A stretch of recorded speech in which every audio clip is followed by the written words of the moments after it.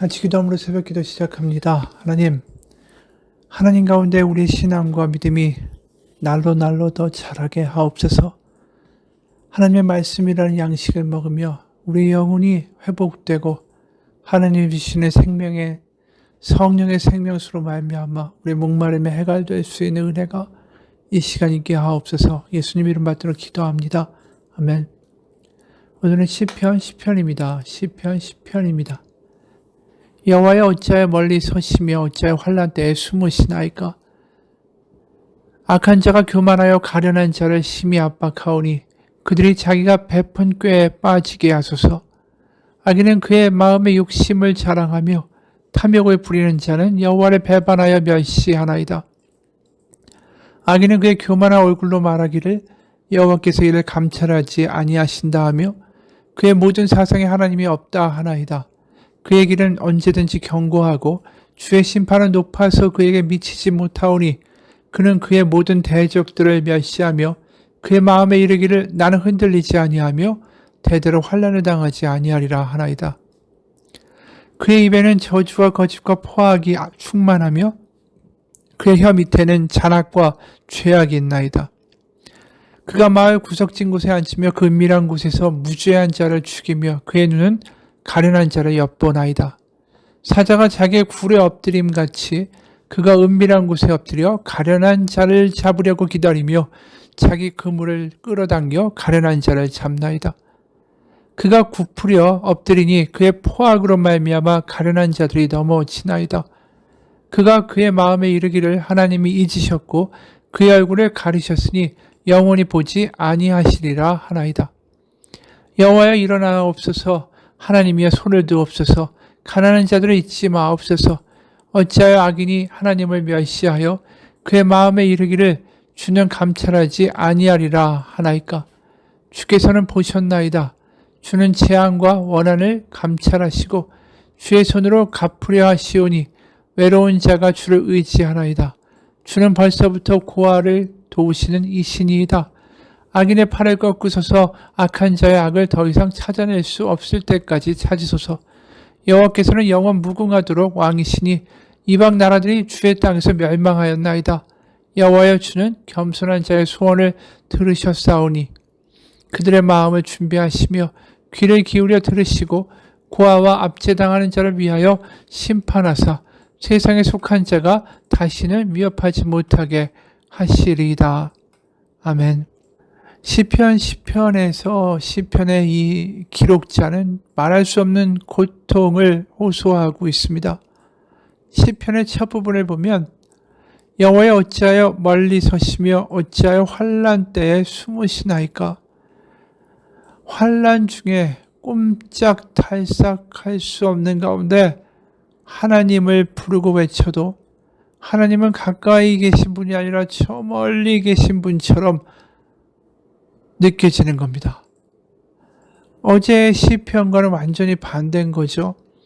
어제는 하나님이 너무나도 친밀하고 나의 심장 소리보다 더 가까이 계신 분으로 느끼고 있는데 오늘의 시편은 정반대로 아무리 외쳐도 하나님은 나에게 귀 기울이시지 않는 것처럼 느껴지는 거죠. 그래서 2절에 악한 자가 교만하여 가련한 자를 심히 압박하오니 그들이 자기가 베푼 꾀에 빠지게 하소서. 악인들이 너무나도 눈앞에서 설쳐대고 있는 거예요. 가련하고 약한 자들을 압박하고 자기들의 교만한 태도로 세상을 마음대로 살아갈 수 있다라고 자신하고 있는 거죠. 그런데 이렇게 교만 그리고 자기 힘을 믿는 이 사람들 하나님을 모르는 사람들이었을까?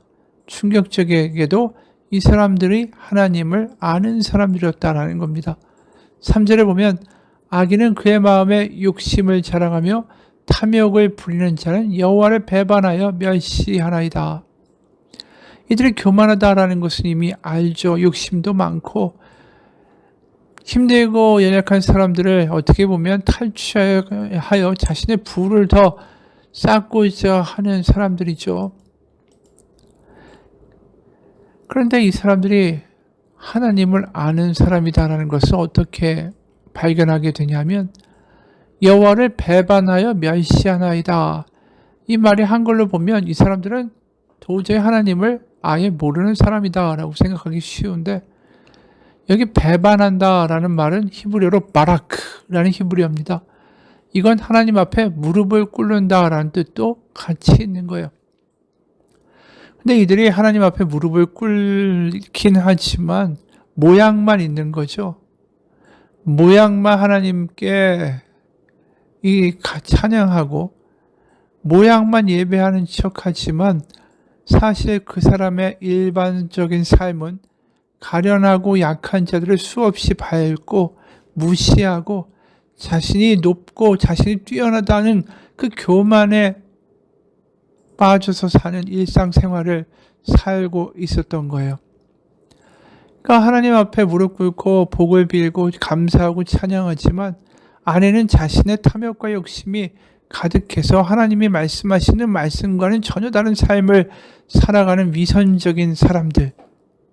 그래서 하나님을 경배하는 척하면서 실제로는 하나님을 멸시하고 하나님의 말씀을 무시하는 사람들, 그 사람들이 지금 악인이에요. 그러니까 이 시인은 더 마음이 힘든 거죠. 이들이 아예 여호와를 모르는 자들도 아니고 예배에 나와서 성전에서 제사에 참여하면서 그렇게 이중적인 태도로 살아가며 의외로 이 사람들이 뻥뻥하면서 큰 소리 치고 그렇게 살아가는데 잘 살아가는 거예요. 그러니까 지금 보고 있는 이 시인의 마음이 너무 어려운 거죠. 실제로 4절에 악인은 그의 교만한 얼굴로 말하기를 여호와께서 이를 감찰하지 아니하신다 하며 그의 모든 사상에 하나님이 없다 하나이다. 이들이 무신론자라는 것이 아니라 사실상의 무신론자인데 교회는 다니는 자라는 거예요. 아예 하나님을 모르고 아예 여호와를 모르는 자가 아니라 사실적인 무신론자인데 교회에는 나오는 거죠. 성전에는 나오는 거예요. 하나님 앞에서는 무릎을 꿇고 믿는 척하지만 밖에 나가서는 콧대를 세우면서 큰 소리로 말하는 거죠. 그들의 행동 자체가 말하는 거 아닙니까? 하나님이 정말로 살아계시고 하나님이 그의 마음에 믿어지면 하나님의 말씀대로 살아갈 텐데 사실은 성전에서는 하나님 앞에 무릎 꿇지만 밖에 나와서는 자신이 주인인 삶이기 때문에 하나님의 말씀과는 전혀 상관없이 살아가는 거죠. 그 말이 결국 여호와는 이걸 보지 않으신다. 하나님은 사실상 내가 살아가는 일상적인 삶에는 전혀 관여하지 않는다.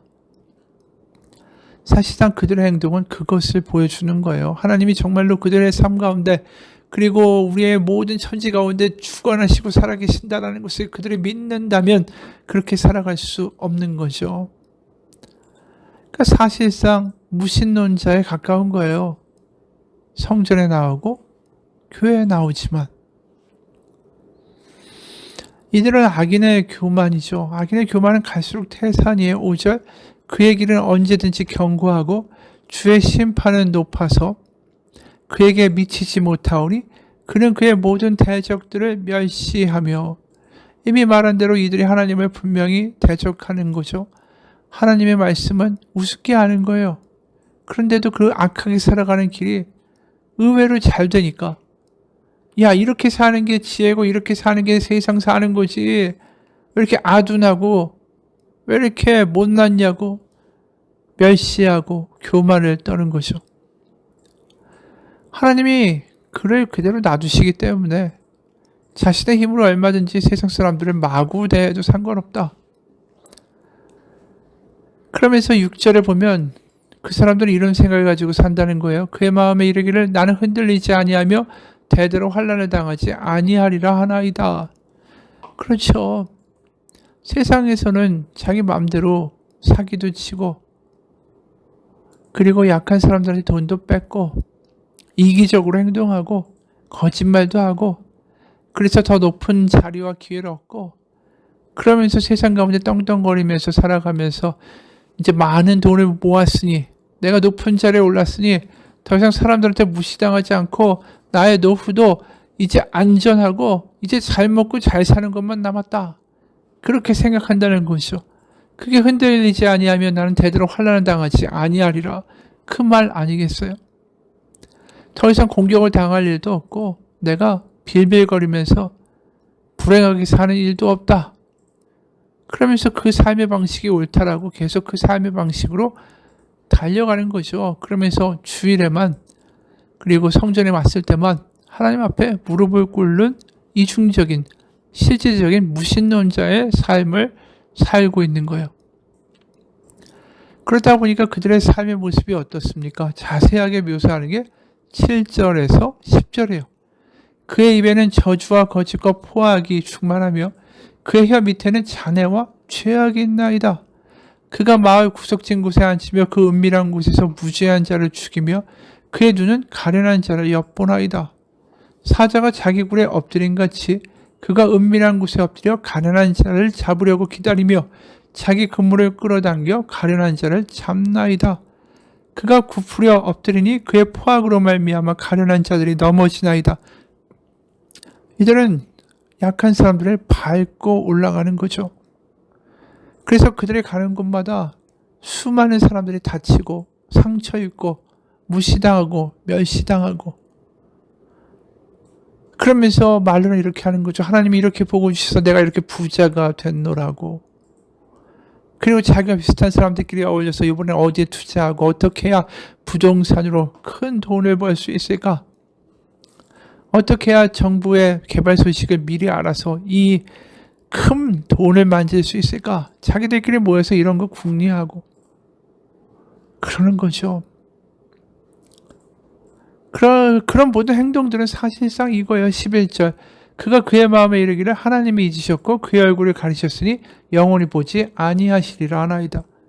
사실상 그들이 그렇게 살아가는 모든 모습을 보면서 사람들이 뭐라고 하겠어요? 아, 저 사람들은 하늘이 무섭지도 않은가? 그렇죠. 하나님이 살아계시다. 하나님이 심판하시는 분이다라는 것을 전혀 믿지 않기에 그렇게 행동하는 거예요. 확신이 있는 거죠. 하나님은 이런 것을 관여하지 아니하신다. 어떻게 보면 하나님이 정말로 살아계시다라는 것을 믿는 것인지 그것조차도 의심스러운 거죠. 그래서 시인 하나님 앞에 이렇게 호소하고 고발을 합니다. 12절에서 15절. 여호와여 일어나옵소서. 하나님이여 손을 드옵소서. 가난한 자들을 잊지 마옵소서. 어찌하여 악인이 하나님을 멸시하여 그의 마음에 이르기를 주는 감찰하지 아니하리라 하나이까. 주께서는 보셨나이다. 주는 재앙과 원한을 감찰하시고 주의 손으로 갚으려 하시오니 외로운 자가 주를 의지하나이다. 주는 벌써부터 고아를 도우시는 이 신이이다. 악인의 팔을 꺾으소서. 악한 자의 악을 더 이상 찾아낼 수 없을 때까지 찾으소서. 하나님 이제 드디어 명명백백하게 하나님의 살아계심을 보여달라고 말하는 거예요. 하나님 분명히 저 악인들을 보고 계시고 심판하시고, 그래서 가련하고 고아와 과부같이 의지할 것 없는 사람들이 더 이상 희생당하고 밟히지 않는 그러한 세상을 만들어 달라고 하나님 앞에 기도하는 거죠. 그러면서 동시에 하나님이 그런 나의 기도를 반드시 응답하실 거라고 확신합니다. 16절부터 18절이요. 여호와께서는 영원 무궁하시도록 왕이시니 이방 나라들이 주의 땅에서 멸망하였나이다. 여호와여 주는 겸손한 자의 소원을 들으셨사오니 그의 마음을 준비하시며 귀를 기울여 들으시고 고아와 압제당하는 자를 위하여 심판하사 세상에 속한 자가 다시는 위협하지 못하게 하시리이다. 처음에 시편이 어떻게 시작했습니까? 하나님 왜 악인을 저렇게 놔두십니까? 어째서 자신의 저의 간구를 듣지 아니하시고 멀리 계시고 숨어 계십니까? 그렇게 질문하고 한숨 쉬었는데 이제 마지막에 어떻게 끝납니까? 고아와 압제당하는 자를 위하여 심판하셔서 세상에 속한 그 악한 자들이 다시는 위협하지 못하게 하실 것입니다라고 확신으로 끝이 납니다. 사실 이 시편의 기록자의 상황과 주변은 변한 것이 없죠. 여전히 악인들은 떵떵거리고 있고 그들의 위협 가운데 약한 사람들은 고난과 위협을 받고 있습니다. 하지만 하나님을 바라보며 기도할 때 그는 어떠한 결과를 얻습니까?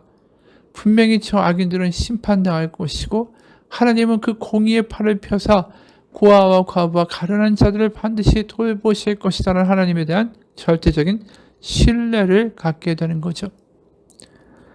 그렇습니다. 애초에 우리 이런 생각을 하게 되죠. 어떻게 하나님을 믿는다라고 하면서 교회에 나오면서 성전에서 제사하면서 저렇게 악하게 살아갈 수가 있을까? 그게 남유다의 모습이었어요. 지도자들, 특히 권력자들이 힘없는 백성들을 약탈하고 그리고 그들을 갈취하면서 자신의 부를 더 늘리고 그리고 쌀이나 이런 것들 되나 박 같은 단위가 있지 않습니까? 그 도량형을 사기를 쳐가지고 잘못된 도량형을 가지고 적은 쌀을 팔면서 적은 곡식을 팔면서 더 많은 돈을 취하고 그리고 사람들에게 고리대를 줘가지고 못 갚으면 노예로 삼아가지고 동족을 종처럼 부리고 그렇게 살아가는 사람들이 안식일이 되면 성전에 나가서 제사를 하고 절기가 되면 많은 소와 양을 데리고 가서 내가 이렇게 하나님께 바쳤노라고 그렇게 이야기하는 사람들이었다라는 것입니다. 이것이 오늘날 교회도 똑같지 있지 않겠습니까? 예배하는데 이렇게 악인으로 살아가는 사람들이 있을 수 있다라는 거예요. 게다가 스스로 자신들이 하나님을 잘 믿고 있다고 생각할지도 몰라요. 내가 하나님을 잘 믿기 때문에 이런 축복을 주었다라고 말할지도 모릅니다. 자기 자신을 모르는 거죠. 근데 그런 사람들이 신약에도 나오죠. 누굽니까? 바리새인과 제사장들입니다. 이들이 정말 철저하게 율법을 지키고 자신들은 하나님께 정말 최선을 다한다라고 이야기하지만 성전 바깥으로 나와서는 어떻게 살아갑니까? 자신이 가진 지위와 명분을 가지고 가난한 자들을 괴롭히고 그들에게서 돈을 착취하고 대접받으면서 그렇게 살아갔던 거죠. 성경을 줄줄 외우는 사람들이 악인이라는 충격적인 사실이 바리새인에게서 보게 되는 거예요. 그렇게 하나님의 말씀을 잘한다는 사람이 실질적인 무신론자에다가 오늘 시편의 악인이라는 것이 충격적인 겁니다.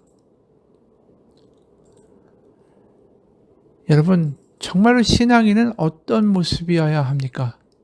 성경을 많이 알고 많이 외우고 많이 봉사하고 교회에서 거룩해 보인다고 해서 정말로 그 사람이 의인일까요? 악인일 수 있습니다. 오늘 바리새인처럼 성전에 나아가서 이렇게 많은 재물을 바치고 자신의 삶 속에서는 거꾸로 다른 사람들 등쳐먹는 사람들도 있을 수 있다는 거죠. 그러면서도 자신 하나님을 믿는다고 착각할 수 있습니다. 바리새인들이 분명히 착각했죠. 자신은 예수님보다 하나님을 더 잘 믿는다고. 얼마나 심각한 착각입니까? 우리가 정말로 제대로 하나님을 믿느냐 안 믿느냐를 구별할 수 있는 중요한 단서가 오늘 시편에서 있습니다. 그것은 뭐냐면 약자에게 어떻게 대하느냐가 그 사람이 정말로 신앙인인가 아닌가를 판별할 수 있는 기준이라는 거예요. 자신에게 이익이 될 사람과 아닌 사람을 철저하게 구분하고 자신에게 이익이 될 사람이면 그 사람에게 아부하고 아닌 사람들은 철저하게 그 사람들을 이용하고 그러면서 좀 잘 나간다 싶으면 3, 4, 5 그 사람들과 어울려 무리지어 다니고 그저 자신이 복받게 해달라고 하나님께 많은 재물을 드리면서 그 대가로 복을 요구하는 그런 식의 삶을 사는 거 그거 다 바리새인 같은 짓이다라는 거죠. 참 신앙은 약자에게 약하고 강자에게 강한 사람입니다. 세상과 반대죠. 세상은 강자에게 굽신거리고 약자에게 군림하는 것이 세상의 이치입니다. 근데 예수님이 어떠셨습니까? 창기와 병든 자들과 세리와 세상 가운데 무시당하는 이들과 어린 아이들 그들에게는 한없이 약해지셨고 그 당시 세상의 강자였던 바리새인과 제사장들에게는 독사의 자식들이라고 그렇게 강하게 말씀하셨어요. 그게 오늘 시편이 말하는 참 신앙인입니다. 나는 어떻게 살아가고 있습니까? 같이 기도하겠습니다. 하나님, 정말로 내게 신앙이 있다면 약자를 향한 긍휼과 눈물과 기도가 있어야 합니다. 약한 사람들을 무시하고 그들에게서 어떠한 이익을 볼까만 생각한다면 그것은 어느 순간 나는 악인이 되어가고 있다는 반증입니다. 하나님, 우리의 마음 가운데 긍휼이 회복되게 하옵소서. 하나님이 우리를 무시하지 않으시고 우리를 품어주신 것처럼 우리 주변에 있는 힘든 이들을 품고 중보하며 기도할 수 있는 예수님의 마음, 성령으로 충만케 하옵소서. 예수님 이름 받들어 기도합니다. 아멘.